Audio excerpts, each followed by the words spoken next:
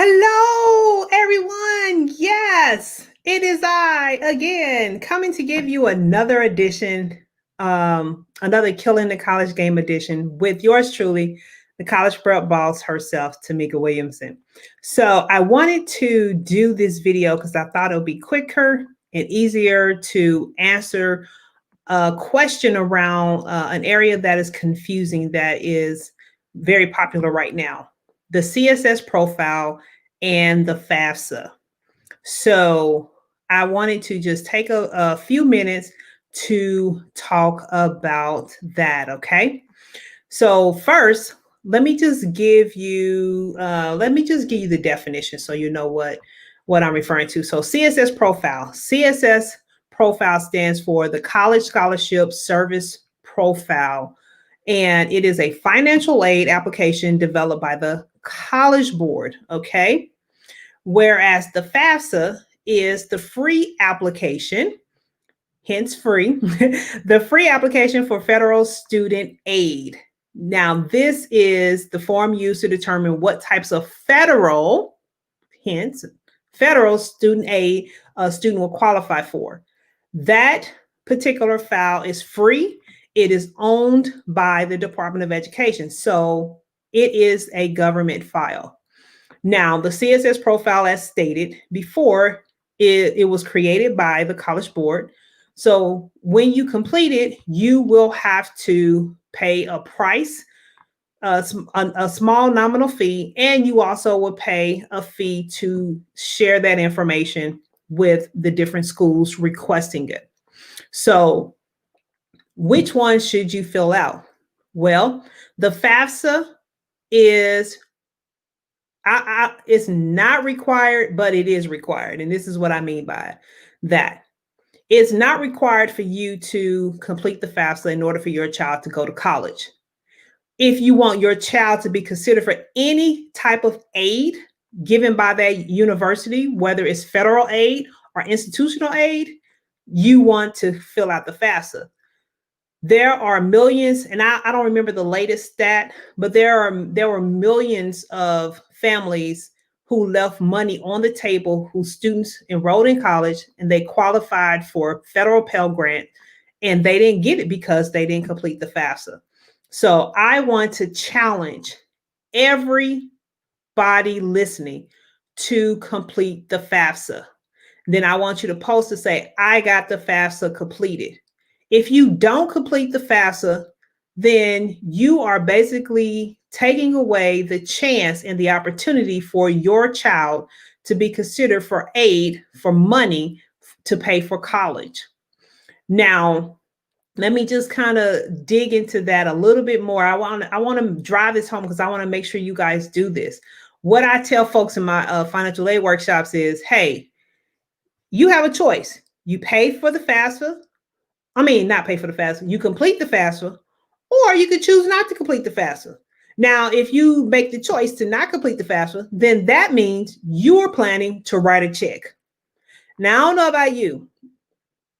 I don't know that many people who can write a check for, on the low end, students are taking 5 years to graduate. So let's just say $20,000 a year, $100,000 to $70,000, $75,000 a year times 5. I don't know anybody who can really sit and write a check and it not cause them any angst. And then if you could write the check, if your child could qualify for some funds, because what people don't understand is there's merit-based funds, there's need-based funds, and that's a whole nother lesson. So I'll have to do that in another video. But if your child qualifies for at least merit-based fund, why wouldn't you want them to get it? Why write a check and spend more money when you don't have to? The FAFSA is needed in order for your child to be considered for those funds. So I want everybody to repeat after me. We're going to get the FAFSA done. We're going to get the FAFSA done. Yes, we're going to get the FAFSA done. You're going to get the FAFSA done, right?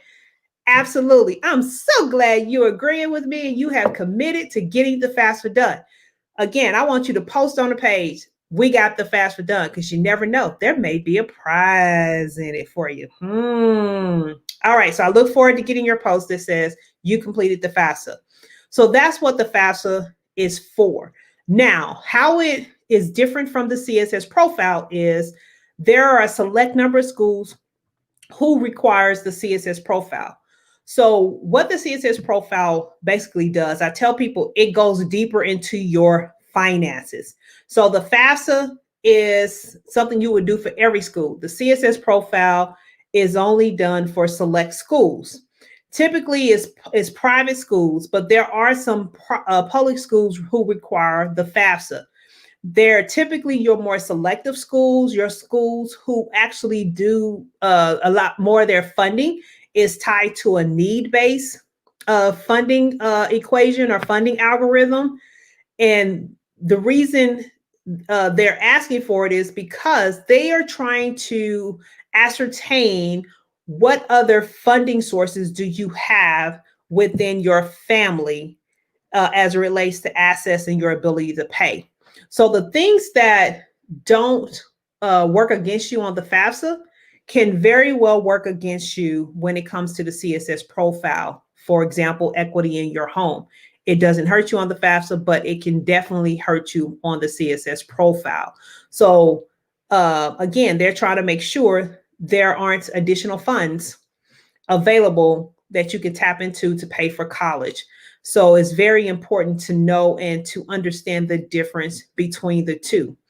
So again, with the CSS profile, I think it's about 400 schools who require the CSS profile. And there are some scholarship organizations as well who require the CSS profile. And again, they typically are institutions or organizations who base their funding algorithms based on need, which it goes back to your income and your ability to pay.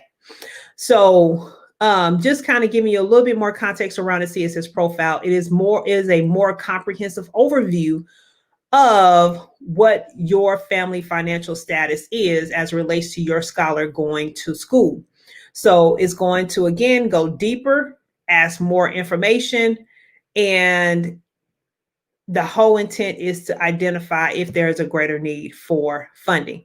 It must be completed just like the FAFSA once a year. So you have to do it every year because our financial situation can definitely change. So those are the main differences between the two. So let me just kind of bullet the differences for you to make sure it's clear. The FAFSA is free to fill out. This is something that you must do for every school. The CSS profile is not free to fill out, and it is only used by a select number of schools. So that's one of the big differentiating factors. Next, completing the FAFSA, like I said, it's required, but it's not required by all the colleges, whereas the CSS profile, again, is limited to those select schools and those select scholarship organizations. The FAFSA typically categorizes your financial gifts from family members as assets when it's used to pay for college, whereas the CSS profile would not classify it as gifts. They would classify it as income. So that's one of the big differences between how they view gifts from family members. The CSS profile also considers upcoming medical expenses, elementary school tuition. So if you have other children who's in private school that you're paying for, it considers other household expenses when calculating financial aid. So these factors may limit a student's ability to pay for education, which could work in your favor. But again, like I just gave the example with equity in your home, something like that won't hurt you on the FAFSA, but it can hurt you on the CSS profile. So I always ask my clients the question, hey, if you know you're sitting on a lot of equity in your home, are you willing to liquidate that equity to pay towards your child's tuition? If you're not willing to do that, then I would not waste my money or my time going after CSS profile schools. But that's your choice. You can make that decision on your own. I just want to make sure you are armed with the information so you can make an informed decision. Because the CSS profile is more in depth, it may take longer to complete. So you want to make sure you give yourself enough time to get it in And make sure, again, as always, you meet the deadline of that institution. We always, always, always, always, you heard me emphasize always want to meet the deadline of the institution. Every institution has their own deadline. It is not a one size fit all. So make sure you are clear about what those deadlines are and you get it done. In the space that we're in, I've always said this over the years, it's just that much more critical now.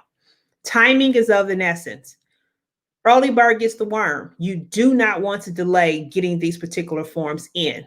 First come, first serve. Okay. So I wanted to drop that knowledge on you. Of course, there's a plethora of information that I can also cover as it relates to these two particular areas.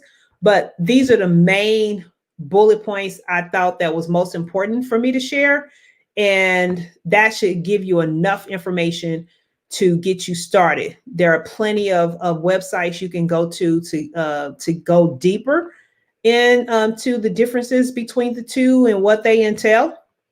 But at the foundational level, the information shared here should get you there as well. So hope you found it helpful.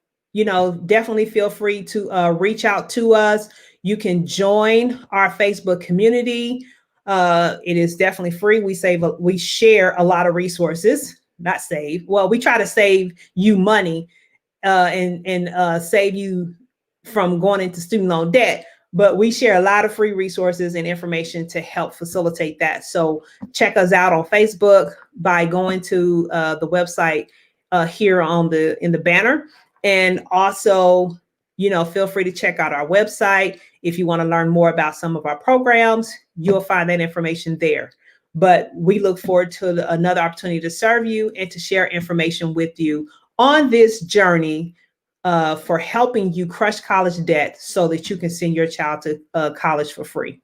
So thank you for another edition of Killing the College Game with yours truly, the college prep boss herself. It's been a pleasure. Until our next edition. Remember, the time to be ready is not the time to get ready. The best place to be is to stay ready. All right. See you later.